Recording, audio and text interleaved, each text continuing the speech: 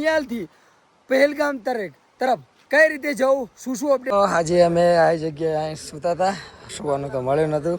હાલો મિત્રો, તો સ્વાગત છે ફરી એકવાર આજે આપણા નવા વિડીયોમાં. તો બધા કેમ છો મિત્રો? મજામાં ને? તો હું પણ મજામાં છું. તો બધાને હર હર મહાદેવ, જય શ્રી રામ, જય દ્વારકાધીશ. તો બધાને ફાઇનલી મિત્રો આપણે બનિયાલ રાજે પહોંચી ગયા હતા. અને આજે કંઈક અમે હું અને મારો મિત્ર ટેન્ટ અમને ભંડારો નહોતો મળ્યો, એટલે કંઈક આવી જગ્યાએ રાત રોકાણા. તો જો અમે અમારો ટેન્ટ લગાવી પડ્યો તો સરસ. અને આજે આ જગ્યાએ જ અમે નાઇટ રહ્યા હતા. એટલે વરસાદ પણ આવ્યો, જો ટેન્ટ પલળી ગયો છે, બધું પાણી થઈ ગયું છે. એટલે આજ તો આખી રાત સુવા મળ્યું જ નથી, કંઈ સુતા જ નથી, આખી રાત જાગ્યા જ છીએ. એટલે ખબર નહીં કે આજે આગળ કેટલી સુધી જઈએ છીએ. બાય ચાન્સ આગળ આજે રાત નથી તો બનિયાલનો તમને બહારનો સીન બતાવી. જો બહાર કંઈક અમારી સાયકલ હોય પડી છે, વરસાદ આવી ગયો તો જો ચાલો તો હવે થોડુંક બહાર નીકળીએ. તો જઈએ બહાર, થોડુંક બહારનું સીન લઈએ બનિયાલનું.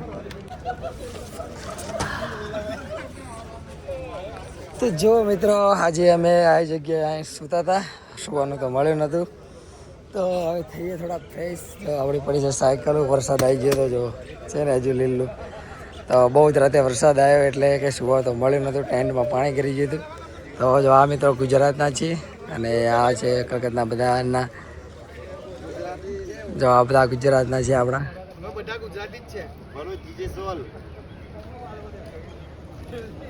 તો તમે બનિયાલનો કંઈક નજારો પણ જોઈ શકો છો કે આવો છે. આ બધા જ અમરનાથના માણસો છે, અમરનાથ જવા માટે છે, અમરનાથ જે છે આ બધા. તો આપણે ચાલો તને થોડુંક ફ્રેશ થઈ જઈએ અને પછી નીકળીએ આગળ. તો ચાલો મળીએ આગળ કન્ટિન્યુ. તો મિત્રો જુઓ તમે, આ રાતે બધા અમરનાથના જેટલા પણ સાધનો હતા એટલે આથી 3:30 આગળ નથી જવા દેતા બનિયાલમાં. એટલે બનિયાલમાં જ રોકી દે છે. એટલે જો અત્યારે બધાને પરમિશન મળી જાય છે, હવે આગળ જવા દે છે. તો બધા જો ફટોફટ નીકળી રહ્યા છે આગળ. આ બધી વસ્તુ અમરનાથ જઈ રહી છે, બધી વસ્તુ અમરનાથ માટે આવી રહી છે. તો અમે પણ અહીંયા જ રોકાણ હતા બનિયાલમાં તે, એટલે હું અને મારો મિત્ર દિનેશ બંને. તો બધાને પરમિશન મળી ગઈ છે હવે આગળ જવાની. એટલે અહીંયા એક મોટી ટનલ છે 9 કિલોમીટરની. એટલે અમને તો ખબર નથી કઈ રીતે પાર કરાવે છે, પણ અત્યારે બધા સાધનોને જવા દેવાની પરમિશન મળી જાય છે. એટલે હવે બધા ફટોફટ નીકળી રહ્યા છે. અહીં કણે બહુ ટ્રાફિક હતી રાતે. તો જો અત્યારે બધું ખાલી થઈ રહ્યું છે બનિયાલનું. કંઈ લોકો વાતાવરણ સવારમાં તમે જોઈ શકો છો. બનિયાલ હોય છે ફાઇનલ. તો ફાઇનલી બનિયાલમાંથી અમે હવે નીકળવાની તૈયારી કરી છે. થોડો ફ્રેશ થઈ જઈએ પછી.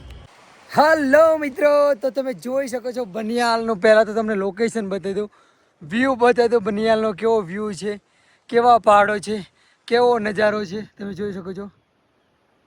તો આજે તો મિત્રો હું અને મારો મિત્ર દિનેશ બંને તમને બનિયાલથી પહેલગામ તરફ કઈ રીતે જવું, શું શું અપડેટ છે, શું શું વચ્ચે આવે છે, એ બધી જ અપડેટ તમને આ વિડીયોમાં જોવા મળશે. તો વિડીયોને એન્ડ તક જોજો, એટલે તમને બનિયાલથી પહેલગામના રસ્તામાં વચ્ચે શું શું આવે છે, કેવા કેવા પહાડો આવે છે, કેવી કેવી અપડેટ આવે છે, બધું જ અમે તમને હું અને મારો મિત્ર દિનેશ બંને બતાવીશું. તો અત્યારે અમે બનિયાલથી નીકળી ગયા છીએ. ભંડારામાં થોડો નાસ્તો કર્યો છે.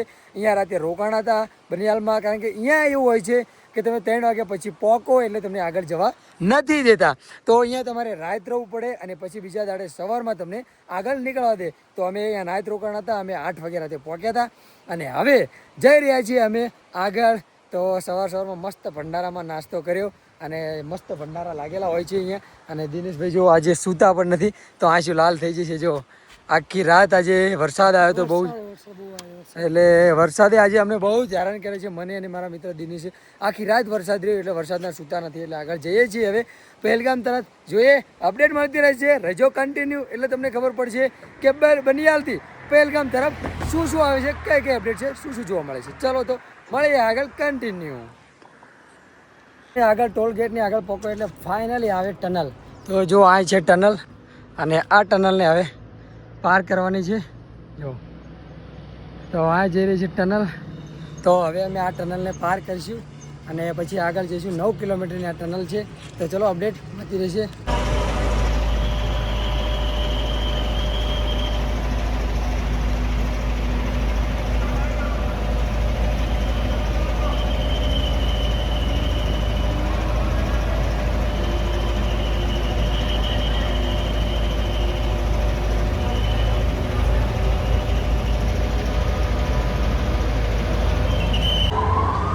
તો મિત્રો હાલ અમે સવારના 8 વાગ્યાના ત્યાં બેઠા હતા અને અત્યારે હાલ 3 વાગવા આવ્યા છે અને અમે ગાડીમાં બેસી ગયા છીએ. જો ટનલ પાર કરી રહ્યા છે. જો ટનલ દિનેશભાઈ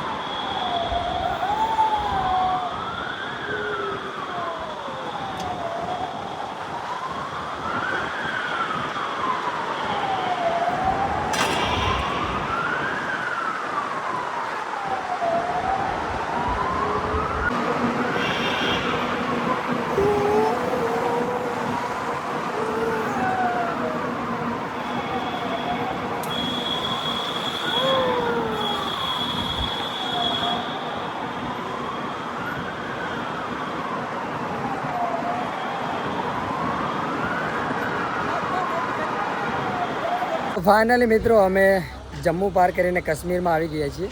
અને કાશ્મીરમાં જો તમે આ કાશ્મીર પહેલાં આ કાશ્મીરની જે આ રોડમાં અમે કાશ્મીર જે ટનલ પાર કરીને આવ્યા પછી કાશ્મીર ચાલુ થાય જમ્મુને અમે કરી દીધું બાય બાય.